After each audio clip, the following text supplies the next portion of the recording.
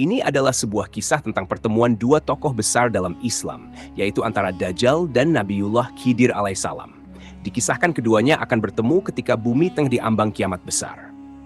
Dajjal adalah manusia yang akan hidup sampai akhir zaman.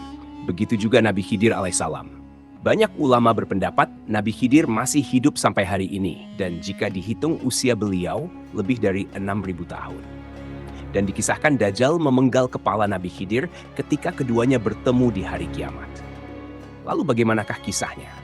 Untuk itu di video kali ini kita akan membahas tentang kisah pertemuan Nabi Khidir dan Dajjal di akhir zaman.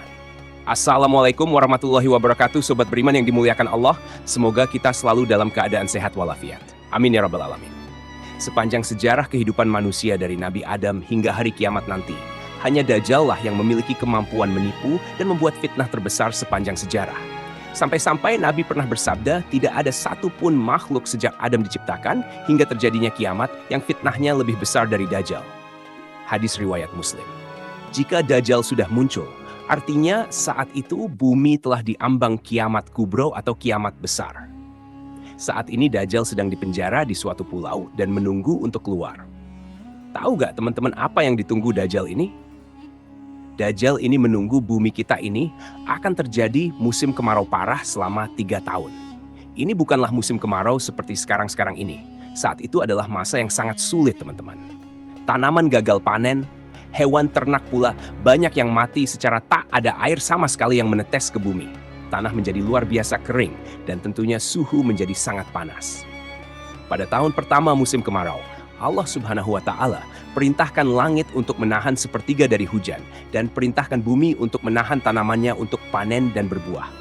Kemudian di tahun kedua malah semakin parah, 2/3 tanaman pun ditahan.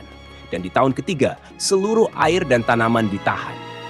Setetes hujan pun tidak akan turun pada tahun itu dan tidak ada satupun tanaman di dunia ini yang berbuah. Pastinya ketika itu populasi hewan ternak akan menipis, bahkan mungkin akan habis. Pada saat itulah manusia akan betul-betul merasa kelaparan dan kesusahan yang teramat sangat. Kemudian pada saat itu pula, rantai setinggi 46 meter yang mengikat Dajjal akan terlepas. Lalu Dajjal akan keluar di suatu tempat yang bernama Isfahan. Kalau kita lihat di peta modern sekarang, tempat itu berada di negara Iran. Nanti pas Dajjal ini pertama-tama keluar, dia akan mengaku sebagai orang saleh. Kemudian banyaklah pengikut dia, termasuk orang-orang Islam. Karena saat itu Dajjal ini melakukan suatu perjalanan, maksudnya dia tidak diam di Isfahan. Setelah muncul, tak lama dari itu pun Dajjal mengaku sebagai nabi. Dan pada saat dia mengaku nabi, maka orang-orang Islam banyak yang meninggalkannya. Setelah perjalanan, Dajjal sampai ke sebuah daerah yang bernama Kalah, yang berada di wilayah antara Irak dan Syam. Barulah saat itu dia mengaku sebagai Tuhan pemilik surga dan neraka. Ada setidaknya 7 golongan yang ikut Dajjal pada saat itu, yaitu orang-orang Yahudi, pelaku bidah, setan dari bangsa jin, kaum Khawarij, atau kelompok yang mudah mengkafirkan orang lain. Kemudian budak hawa nafsu, orang-orang yang melakukan maksiat, dan yang terakhir zaman alias wanita yang punya keimanan setipis kertas. Buat wanita agak bahaya nih teman-teman. Karena pada saat itu terjadi kekeringan atau kemarau, dan hanya Dajjal yang sanggup menurunkan hujan. Makanya wanita-wanita yang tak tahan dengan cuaca, lebih memilih ikut Dajjal daripada dia harus mati karena kehausan. Nabi Shallallahu Alaihi Wasallam pernah bersabda, Dajjal akan turun ke Markona. Mayoritas pengikutnya adalah wanita, sampai-sampai ada seorang yang datang ke istrinya, ibunya, putrinya, saudaranya, bibinya, kemudian mengikat mereka karena khawatir akan didatangi Dajjal. Untuk dia menebar fitnah sekaligus mencari pengikut. Hanya 2 kota saja yang Allah Subhanahu wa Ta'ala lindungi supaya Dajjal dan para pengikutnya tidak bisa masuk, yaitu Mekah dan Madinah. Dan hebatnya lagi teman-teman, Dajjal mengelilingi seluruh bumi hanya dalam waktu 40 hari saja. Kemudian setelah fitnah Dajjal telah mencapai puncaknya, maka muncullah Nabiullah Khidir alaihissalam yang akan membongkar segala fitnah dan tipu daya dari Dajjal ini. Nabi Khidir akan bersaksi dan meyakinkan kepada seluruh umat manusia bahwa inilah Dajjal akhir zaman yang sesungguhnya. Beliau akan menjelaskan segala kebohongan yang dibuat Dajjal.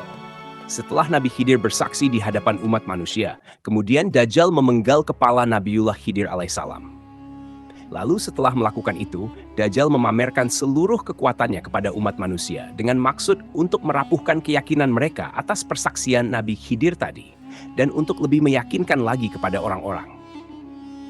Dengan keahlian sihir yang luar biasa, saat itu Dajjal menghidupkan kembali Nabi Khidir yang sudah terpenggal dan tercincang. Setelah berhasil dihidupkan, dengan bangga Dajjal berkata kepada orang-orang, "Bukankah kalian telah melihat kekuasaanku sebagai Tuhan?" Maka semakin yakinlah ketika itu orang-orang yang telah mengikuti Dajjal, mereka jadi betul-betul percaya bahwa Dajjal yang ada di hadapan mereka itu adalah Tuhan. Lalu Nabiullah Khidir kembali menentang kesaksian atau perkataan Dajjal tersebut. Beliau berkata, "Wahai umat manusia, dia tidak akan melakukan hal seperti ini kepada seorang pun setelah aku." Kemudian Dajjal memenggal lagi Nabi Khidir untuk yang kedua kalinya. Namun atas izin dari Allah Subhanahu wa Ta'ala, ketika itu Dajjal tidak mampu membunuhnya dengan cara yang sama. Bahkan pedang atau gergaji pun tidak sanggup untuk membunuh Nabiullah Khidir alaihissalam. Kemudian dikisahkan, Dajjal pun melemparkan Nabi Khidir ke neraka. Terakhir, di dalam hadis dijelaskan orang-orang yang menyaksikan itu mengira Nabiullah Khidir betul-betul dilemparkan ke neraka. Dan Rasulullah pun segera menegaskan, padahal ia dilemparkan ke surganya Allah Subhanahu wa Ta'ala. Derajatnya mulia dan dia syuhada di sisi Allah Subhanahu wa Ta'ala. Setelah kejadian itu, barulah sebagian yang mati yakin dan segera berbayat kepada Imam Mahdi. Rasulullah bersabda, "Pria ini adalah orang yang derajatnya paling dekat denganku, sekaligus syuhada yang paling agung di mata Tuhan semesta alam." Ajal Nabi Khidir ditunda sampai ia mengingkari Dajjal. Dua kutipan hadis tersebut berasal dari riwayat Abu Sa'id Al-Khudri. Sahabat beriman yang dimuliakan Allah, sebenarnya ada khilaf dari para ulama mengenai masa hidup Nabi Khidir alaihissalam ini. Sebagian mengatakan Nabi Khidir telah lama wafat. Sebagian ulama lain berpendapat Nabi Khidir akan terus hidup sampai hari kiamat. Namun jumhur muhaditsin, yaitu pendapat sebagian besar para ahli hadis, mengatakan Nabi Khidir masih hidup dan akan terus hidup sampai hari Dajjal keluar nanti. Di dalam Sahih Muslim, ada hadis yang mengisahkan tentang Dajjal, yang ketika itu dia tidak bisa masuk ke kota Madinah. Lalu keluarlah seseorang dari sebaik-baiknya manusia, dan dia berkata, "Aku bersaksi bahwa kau benar-benar Dajjal yang dikatakan Rasulullah kepada kita." Lalu Dajjal berkata, "Bila aku bunuh orang ini lalu kuhidup kembali, apakah kalian masih mengeluh?" Mereka menjawab, "Tidak." Maka Dajjal membunuhnya, lalu menghidupkannya kembali.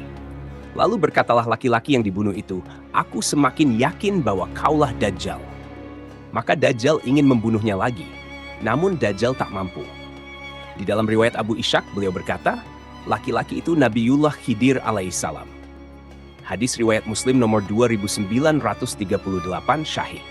Kemudian ada riwayat dari Imam Nawawi yang mengatakan, jumhur ulama mengatakan bahwa ia Khidir masih hidup sebagaimana dijelaskan dalam hadis keutamaannya. Dan mengenai kehidupan Khidir ini adalah kabar yang syahih. Selain itu, juga dijelaskan bahwa datanglah seorang laki-laki asing melawat Rasulullah ketika itu beliau tengah wafat. Maka berkata Sayyidina Abu Bakar dan Sayyidina Ali bin Abi Thalib, lelaki itu adalah saudara Rasulullah, yaitu Khidir. Teman-temanku seiman, jika Nabi Khidir sampai hari ini masih hidup, timbul sebuah pertanyaan. Apakah Nabi Khidir menikah dan punya keturunan? Jawabannya adalah tidak ada satupun riwayat yang mengatakan bahwasannya Nabi Khidir menikah dan punya anak. Namun dijelaskan oleh Imam Nawawi bahwasanya Nabi Khidir tinggal di laut dan beribadah di laut. Imam Nawawi berpendapat demikian berdasarkan dari isi surat Al-Kahfi yang mengisahkan Nabi Musa bertemu dengan Nabi Khidir yang sedang beribadah di tengah lautan. Dan ada beberapa kisah para waliullah, orang-orang saleh dan ulama yang pernah berjumpa dengan Nabi Khidir alaihissalam. Memang kita tidak diharuskan untuk percaya, namun semua itu bukanlah suatu hal yang mustahil. Sebagian ulama juga menjelaskan bahwasanya ciri-ciri Nabi Khidir adalah beliau memiliki ibu jari yang tak bertulang dan memang tanda beliau demikian sejak lahir. Wallahu alam bishawab. Jadi itulah kisah pertemuan Nabi Khidir dan Dajjal di akhir zaman. Semoga kisah ini bermanfaat. Lebih dan kurangnya mohon dimaafkan. Yang benar datangnya dari Allah Subhanahu wa Ta'ala. Khilaf atau keliru itu datangnya dari saya pribadi sebagai manusia biasa. Sampai ketemu di kisah-kisah seru yang penuh makna selanjutnya. Saya akhiri. Wassalamualaikum warahmatullahi wabarakatuh.